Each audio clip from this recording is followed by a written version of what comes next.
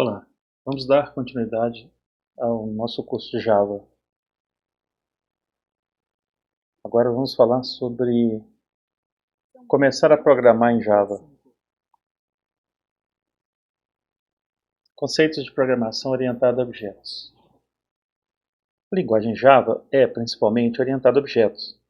Se você não usou uma linguagem orientada a objetos antes, os conceitos de OOP, sigla em inglês que significa Programação Orientada a Objetos, podem parecer estranhos à primeira vista. Essa sessão é uma rápida introdução aos conceitos de linguagem OOP, usando programação estruturada como um ponto de contraste. O que é um objeto? Linguagens de programação estruturadas, como C e COBOL, seguem um paradigma de programação diferente daquelas orientadas a objetos. O paradigma de programação estruturada é altamente orientado a dados.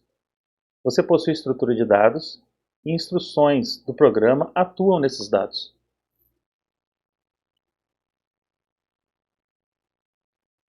Linguagens orientadas a objetos, por sua vez, como a linguagem Java, combinam instruções e dados em objetos.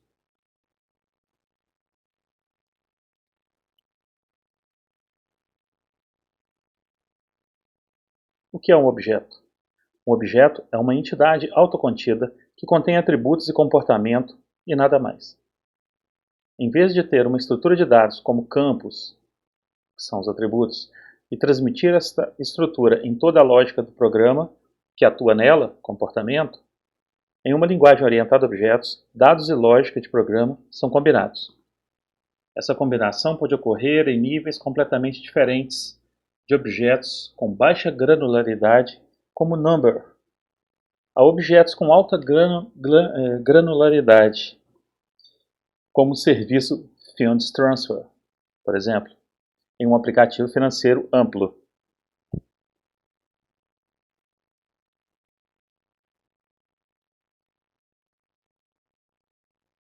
Então aqui temos exemplo de um objeto, por exemplo, o objeto veículo, que tem alguns atributos em verde, como marca, modelo, cor, combustível e outras informações que queiramos guardar sobre o veículo.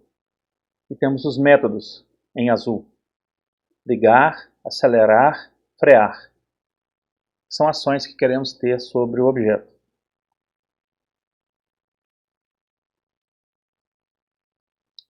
Mas o que é granularidade de um objeto? Granularidade pode ser visto como o nível de detalhamento de algo. Então vamos a um exemplo usando lógica de programação e depois usando orientação ao objeto. Suponha uma lógica para trocar o pneu de um carro. Você pode simplesmente dizer o seguinte: afrouxe o parafuso da roda, suspenda o carro, termine de desparafusar, retire a roda, ponha a roda nova, parafuse de volta, desça o carro.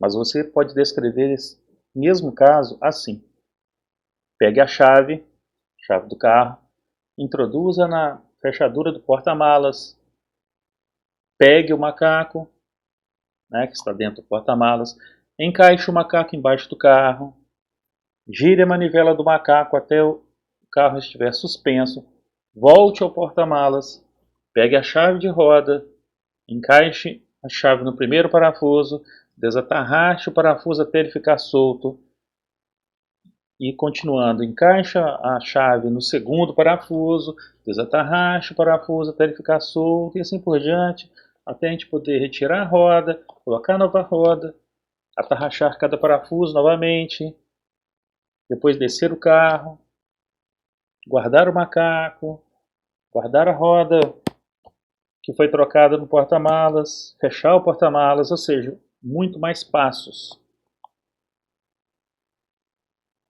Qual a diferença entre esses dois casos? O segundo é muito mais granular do que o primeiro, ou seja, é mais detalhado.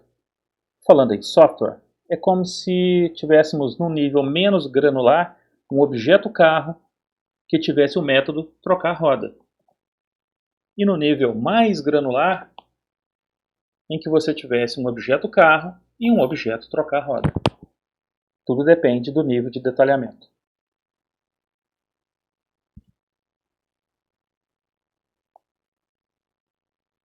Objetos pai e filho. Um objeto pai é aquele que serve como base estrutural para a derivação de objetos filho mais complexos. Um objeto filho assemelha-se ao seu pai, mas é mais especializado. Com o paradigma orientado a objetos, é possível reutilizar os atributos comuns e o comportamento do objeto pai, incluindo nesses objetos filho atributos e comportamentos diferentes. Você vai aprender mais sobre herança na próxima sessão desse tutorial. Por exemplo, aqui temos o objeto veículo, que tem os atributos marca, tipo combustível, tem métodos ligar, acelerar, frear, e temos o objeto filho, mais especializado do que ele, o objeto carro. O objeto carro, como é derivado do objeto filho, do objeto pai, veículo, tem os mesmos atributos que ele já tem os mesmos métodos que ele já tem, e você ainda pode acrescentar novos atributos ou novos métodos. Aqui foi acrescentado apenas o método emitir DUT. Então esse objeto carro, ele é igualzinho a esse objeto, com tudo que ele tem, mais o método emitir DUT. Um outro objeto derivado do objeto pai poderia ser o objeto caminhão, que tem os mesmos atributos que o objeto pai, os mesmos métodos, e ainda acrescenta o método emitir DUT, que é específico de caminhão, assim como esse emitir DUT é específico de carro. Comunicação e coordenação de objetos. Os objetos se comunicam enviando mensagens, chamadas de métodos na linguagem Java. Além disso, em um aplicativo orientado a objetos, o código do programa coordena as atividades entre objetos para executar tarefas dentro do contexto do domínio do aplicativo específico. Princípios de OOP, Programação Orientada a Objeto. Se você veio de um plano de fundo de programação estruturada, a proposição de valor da OOP pode ainda não estar muito clara.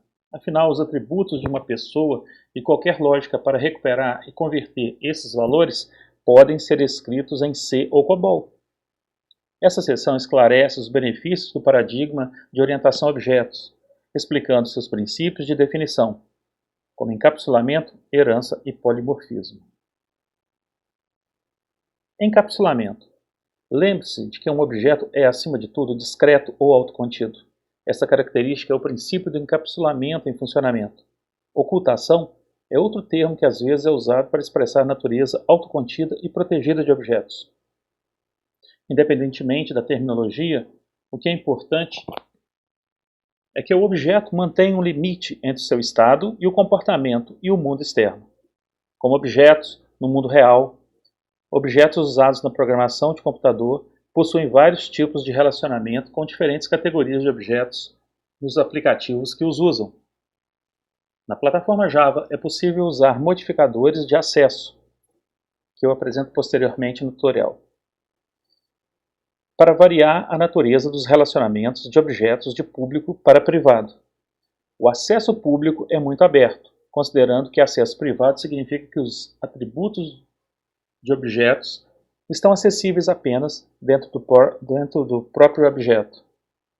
O limite público-privado impinge o princípio de encapsulamento orientado a objetos. Na plataforma Java, é possível variar a intensidade desse limite em uma base de objeto por objeto, dependendo de um sistema de confiança.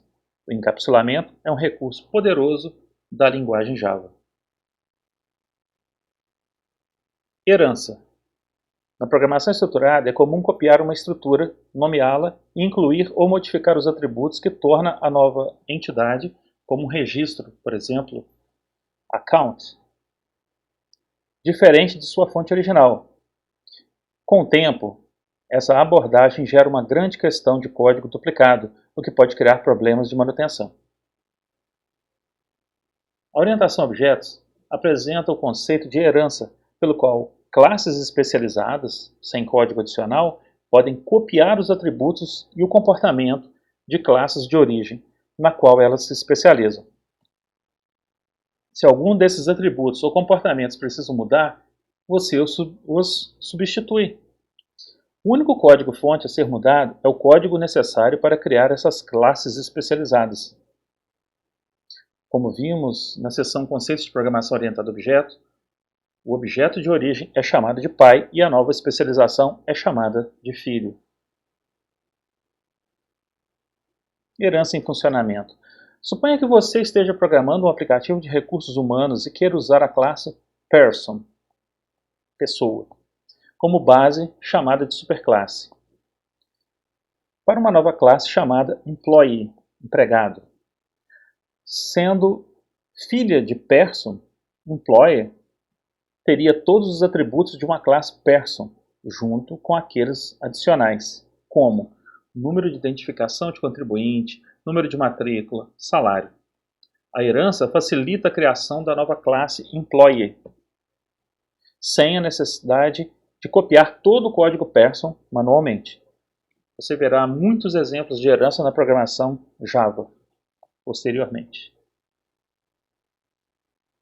Polimorfismo. O polimorfismo é um conceito mais difícil de compreender do que o encapsulamento e a herança. Em essência, isso significa que objetos que pertencem à mesma ramificação de uma herança, quando enviam a mesma mensagem, ou seja, quando efetuam a mesma ação, podem manifestar esse comportamento de forma diferente. Para entender como o polimorfismo se aplica a um contexto de aplicativo de negócios, retorne ao exemplo de Person. Lembre-se de dizer a Person para formatar seus atributos em uma string. O polimorfismo torna possível que Person represente seus atributos em uma variedade de formas, dependendo do tipo que Person é. O polimorfismo é um dos conceitos mais complexos que você encontrará na orientação a objetos na plataforma Java e está além do escopo de um tutorial introdutório. Bom, nós ficamos por aqui. No próximo vídeo veremos alguns exemplos em Java usando Apache NetBeans ou outro programa qualquer, mas eu vou usar NetBeans e veremos como implementar uma classe.